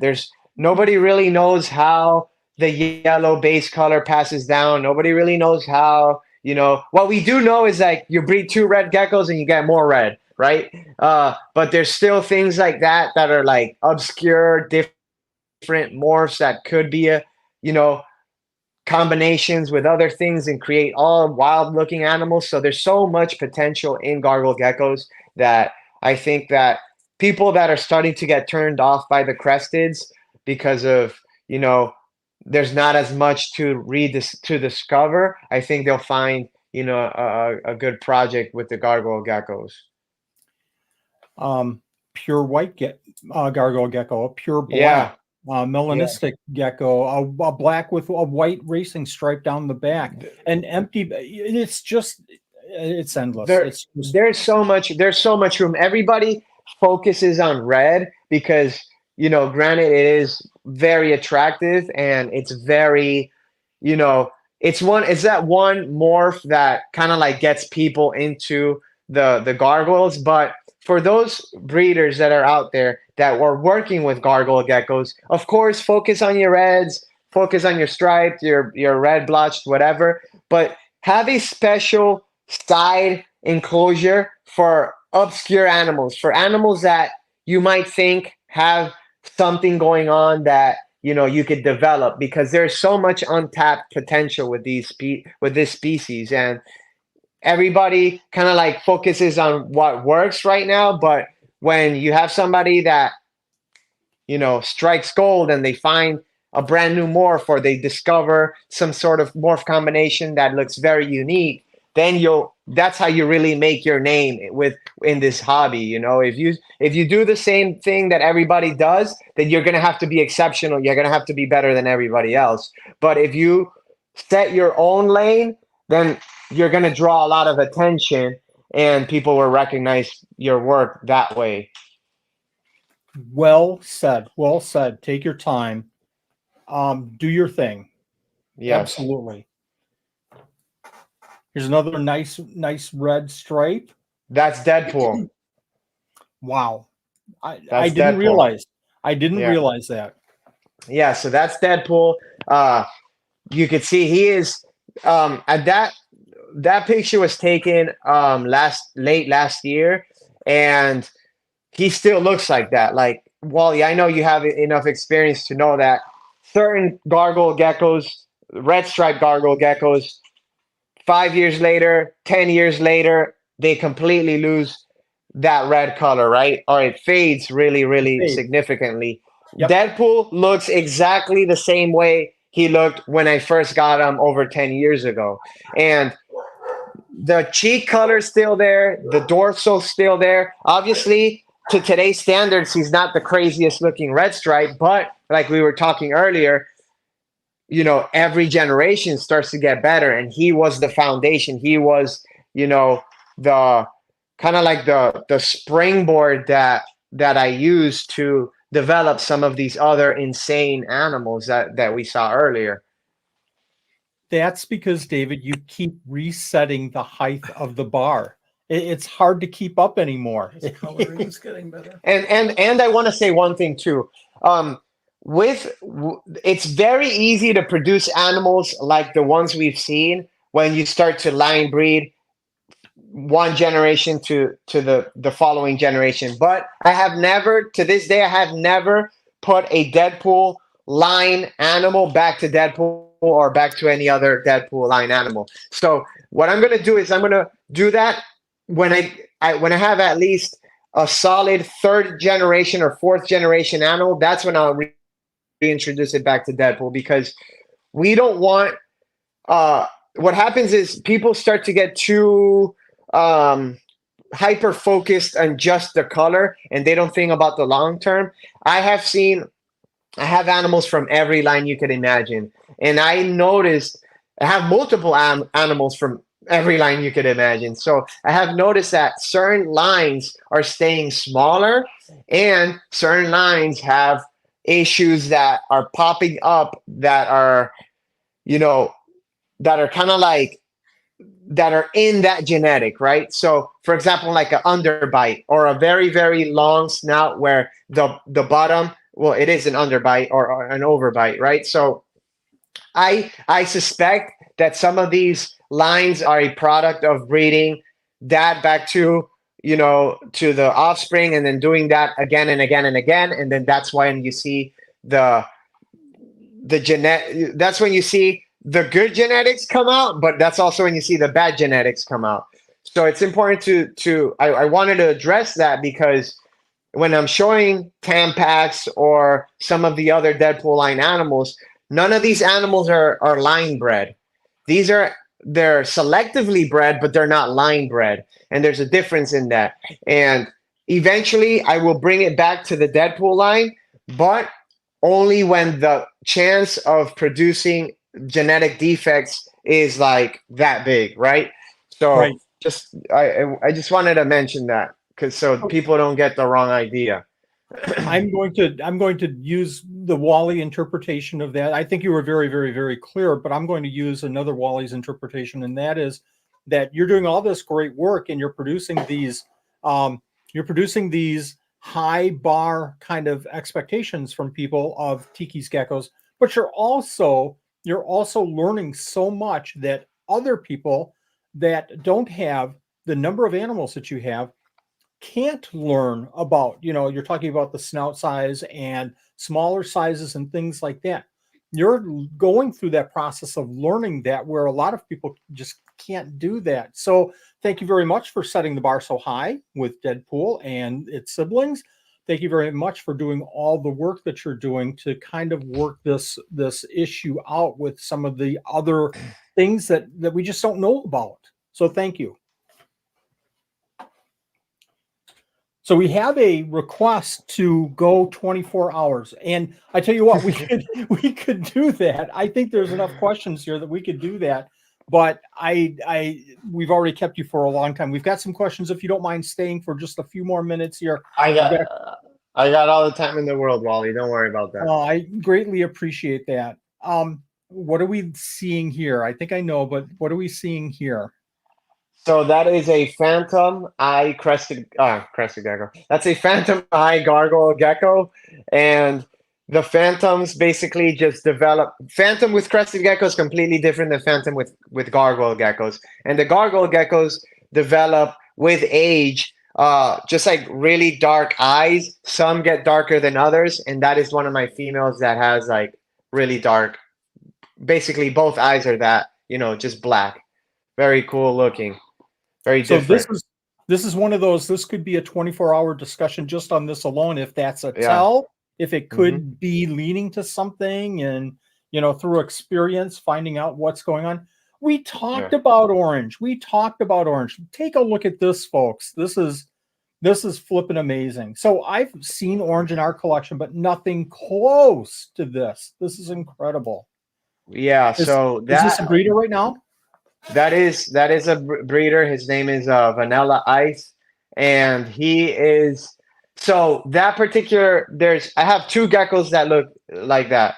One, they're completely different than anything that I have. I have plenty of gargoyle geckos, black and white stripes that when they fire down, they are white and they look very similar to that. But this animal and its brother, when they fire up, that is the animal basically fired up. It gets a little bit more pastel on the sides there, but that is basically the animal fired up. It does not have a speck of black on it, and when you see the white, it's very different to my white animals that are regular striped that are fired down. If that makes any sense. So I believe that is some sort of either hypomelanism or amelanism, and this year we should prove them out. So we'll see if this is a true recessive mutation. I suspect that it is because I have two, they're brothers, and I have seen some out in Korea, out in China that have that same exact look, and they're the same exact thing. So those are very, very cool. In the Periodora picto world, I'm going to reference real quick here. There's something called a T plus albino, which means that it's not quite an albino. It still has some of the colorations, but you can see such a significant difference with the animals as opposed to regular Periodora picta. And it seems like that's maybe something going on here where there's got to be something gene working here. Absolutely. I hope so. We'll see. We'll find out soon. All right. I'm sorry. I was reading some of the comments here. Is this a gargoyle gecko just kind of walking on your arm here? I don't understand what this picture is. So funny enough, I sent you two pictures, and there's a buddy of mine. He freaking tattooed Deadpool on his calf, and I was with him. Like he does like a lot of reptile shows. He's like a really like he's an enthusiast. Obviously, you don't get that tattooed on your body if you're not an enthusiast of geckos. But we were doing a reptile show, and I see his leg, and I'm like, dude, that's my picture. I'm like, and he's like, yeah, that's Deadpool. And that just blew my mind that somebody would tattoo Deadpool on them. So that's not my tattoo. That is his name is Alex, and that's his tattoo. And he vends the shows here in Florida.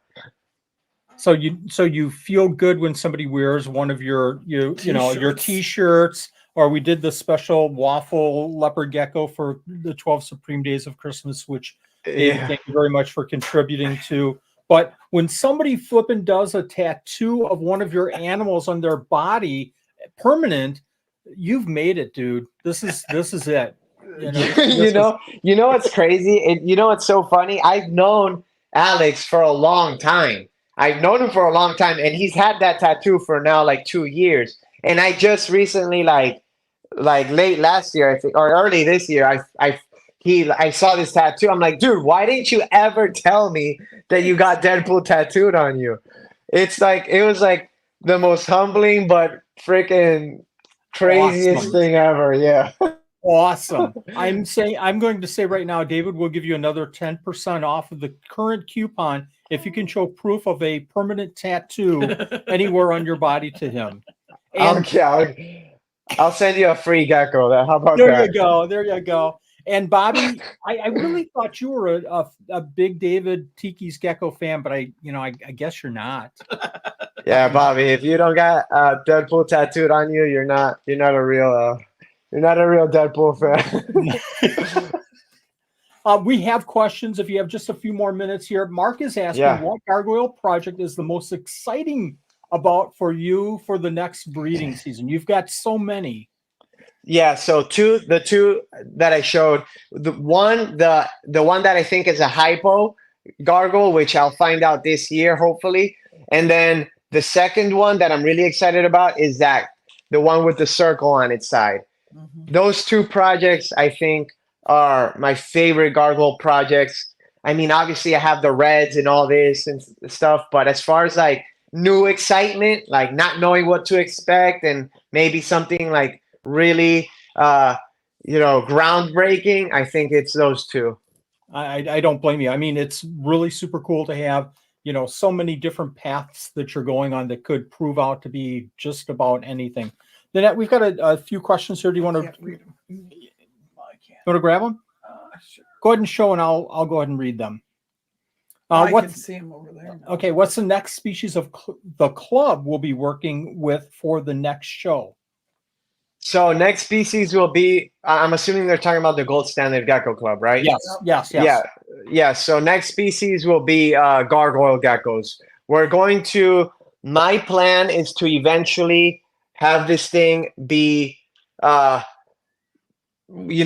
make it worth that I could do the cresteds, the gargoyles. I want to do leachianis, leopard geckos, African fat tail geckos, but all these things take a lot of time, and because it's a new venture, it's not profitable. So it's like, do I take away time from, Tikis Geckos to put into this? That's why it's kind of hard. That's why it's kind of quiet right now, because I don't have anything coming up. But as we start to see more shows come up, the Gold Standard Gecko Club shows, will obviously start pushing it again a lot more.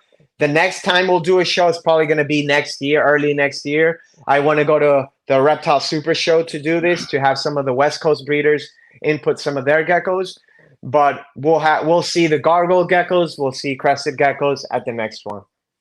Outstanding. And I like your approach, though. There's got to be some time to whittle out some of the I don't want to say issues, but fine tune it. Let's just say there's going to be some fine tuning. And then once you get it fine tuned for Crescent Geckos, then it's just a matter of, wash, rinse, repeat for the other species pretty much. Question, will you examine the, I can't even read that word, nasal something ducks on Crescent Geckos and add that to the gold standard? Sorry, my eyesight is going here tonight. Yeah, you got to help me out here, Wally. What is nasolacrimal duct? Jennifer? You gotta help Is us. I'm going to guess just the size of the nostril. Nasal. Well, so I think it's the little okay, so we do look at the nostrils. The reason I had never ever even thought about looking at a crested gecko's nostrils up until we saw the super cappuccinos having those issues. So super cappuccinos you can't input a super cappuccino into the Gold Standard Gecko Club competition. So we won't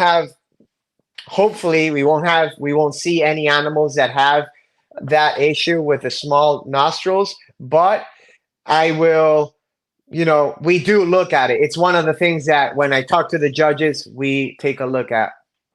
Perfect. And she's confirming that that's exactly what she meant. Yeah.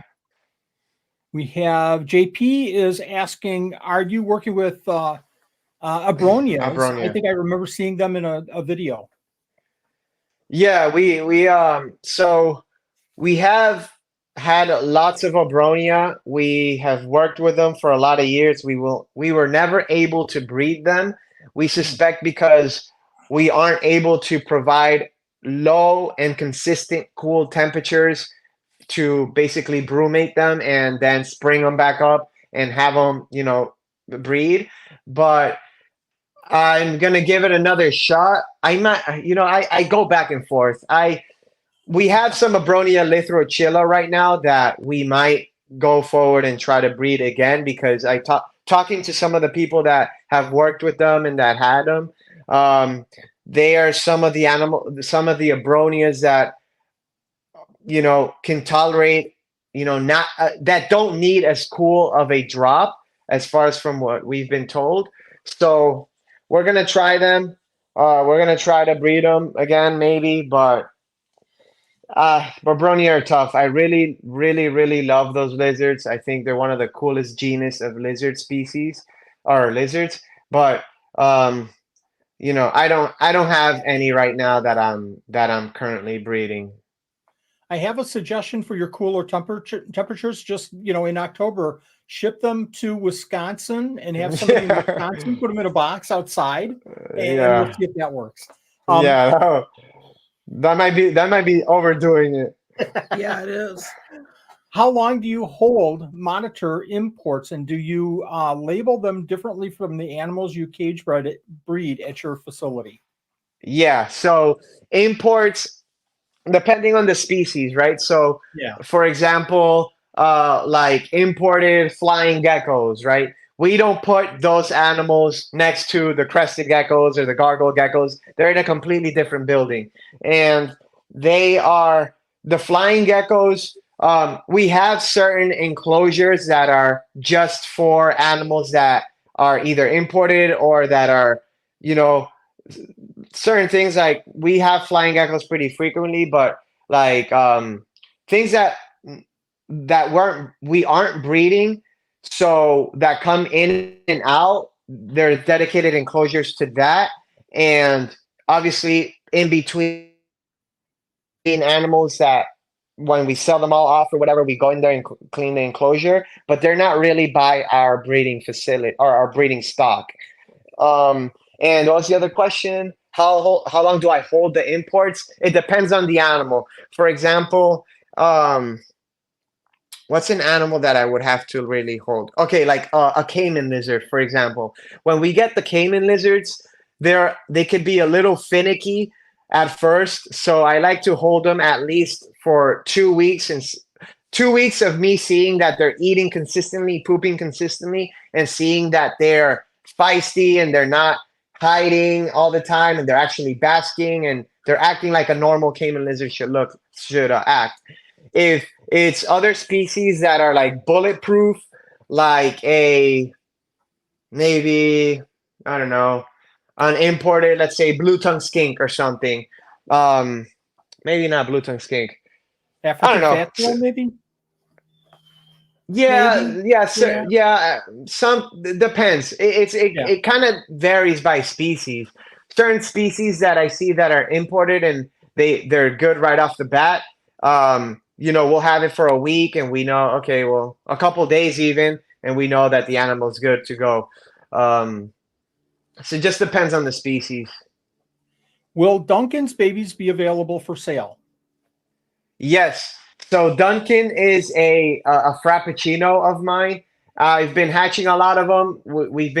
I have caps from him. I have frappuccinos from him, but I'm kind of like holding some of those to get them up to size a little bit more to see what I want to hold back, if I want to hold back any, and just to, those I want to, when I list them on the website, sometimes when they're babies, they don't have the best colors, so it's harder to sell them. So I kind of like to grow them out a little bit before I put them up. Makes sense. JP is asking, how is your Australian leaf-tail gecko project going?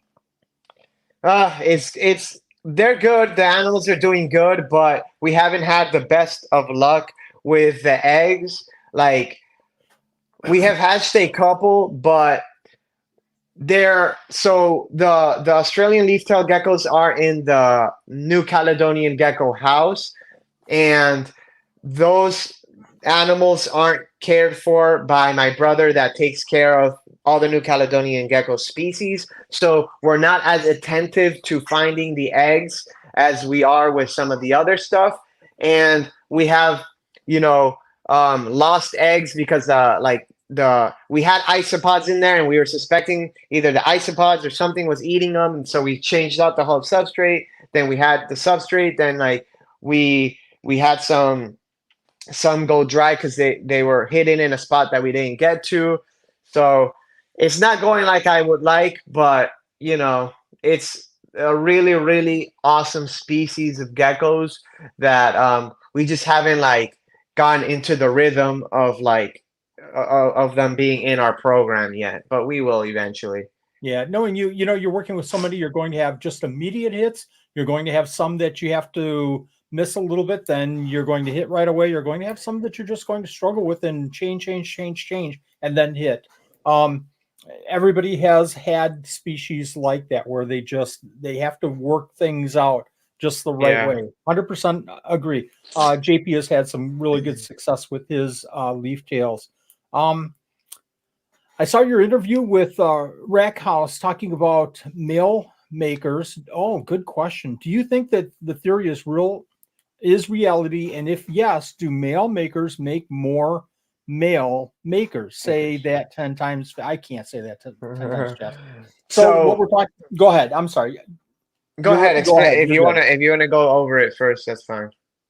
So in my understanding, there's certain animals that as they breed, they're going to produce in that maybe gene more male animals, more consistently males. And then the thought is that the babies that are males, are they male makers as well? Got it.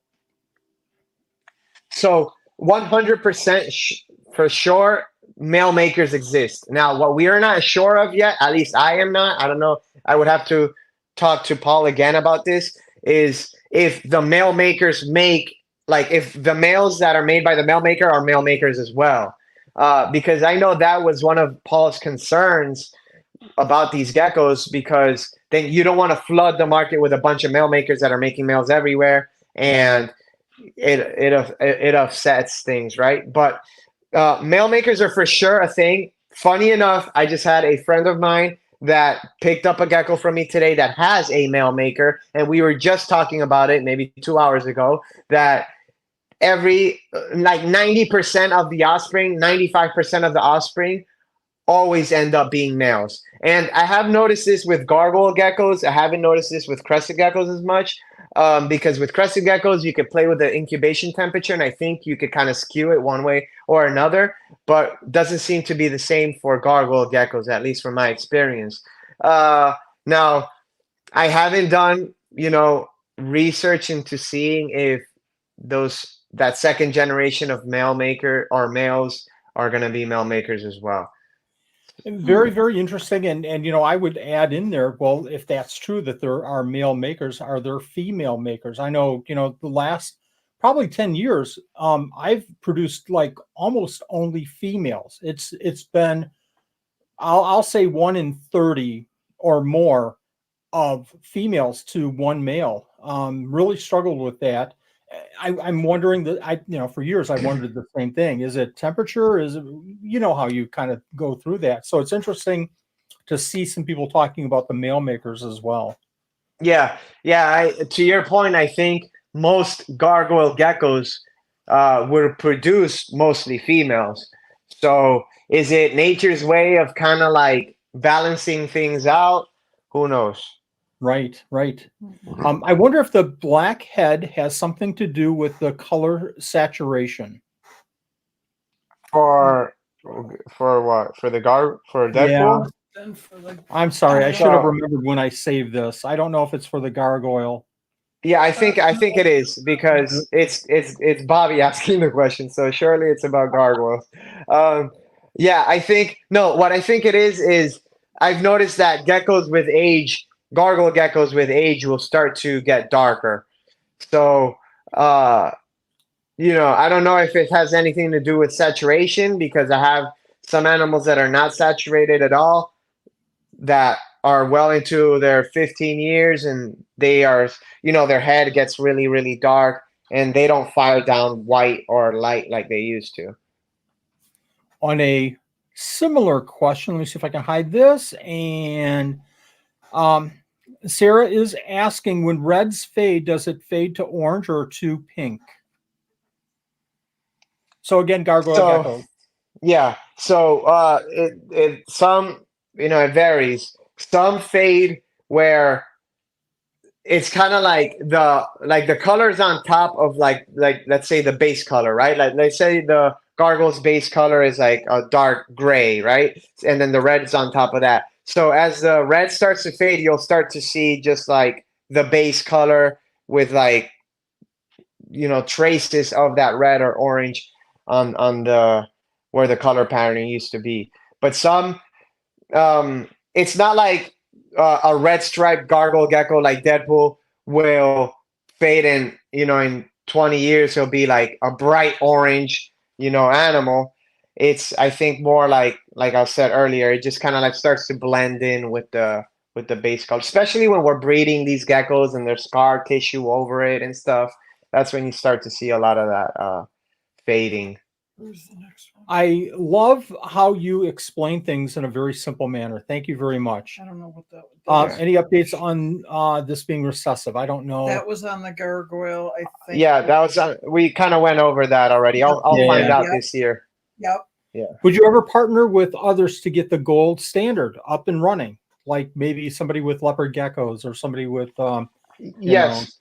Yeah, 100%. I can't, there's not I love leopard geckos, but I am by no means an expert in leopard geckos. So whenever the time comes that I want leopard geckos into the competition, I know plenty of people that have worked with leopard geckos for 10 plus years or whatever. So I'll be reaching to them mostly to kind of like gear me into the direction of what we should be looking for as far as the standard goes. I am by no means a leopard gecko expert. Of course, I know I have enough experience where I could tell you a gecko should look like this and it shouldn't look like that. But 100%, we're going to be recruiting different people to help me out with this. And I also want to say, with the Crescent Gecko standard, it wasn't just me that said, okay, this is how it should be. I reached out to a couple different breeders that I know have long-term experience, and I kind of bounced ideas off of them, and ultimately I came up with this. But it wasn't just it wasn't just from my experience, a collection of my thoughts. It was from several other breeders as well. A lot of good ideas, I'm sure, and taking that direction of kind of bouncing the ideas off of other people is the best way to come up with a standard. Yeah. Show this. Will David be at Animal Con and the next Tinley? Yes, I'll be at Animal Con for sure. At Tinley, I haven't missed a Tinley, an October Tinley in like 6 or 7 years.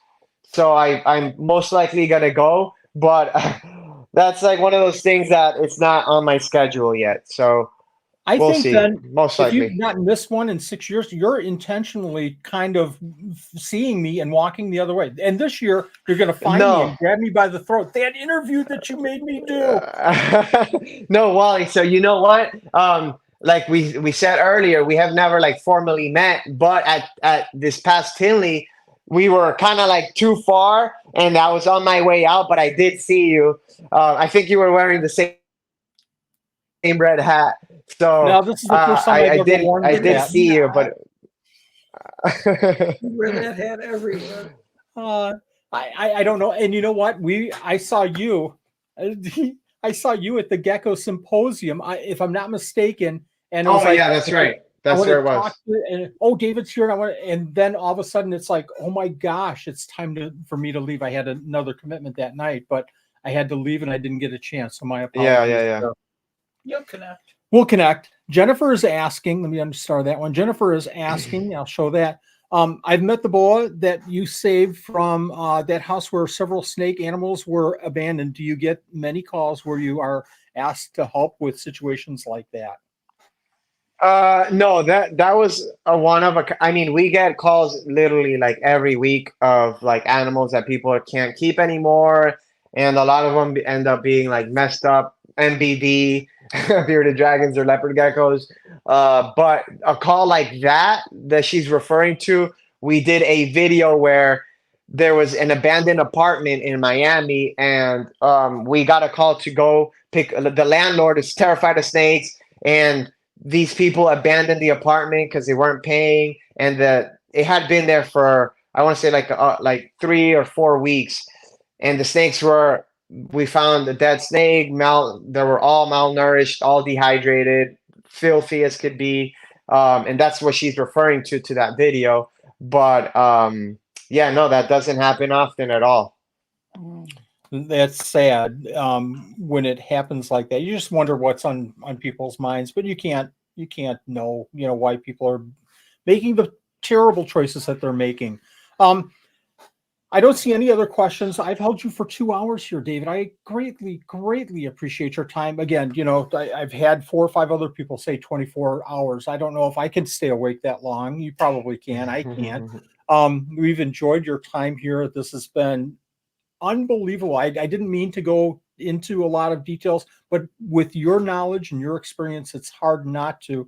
I would love in the future sometime to have you back on, and let's go in depth about one of these subjects, because I think that we could really dig into a subject and really add a lot of meat to it. So greatly appreciate your time. Anything that you'd like to leave our viewers with? Anything that I missed and didn't mention?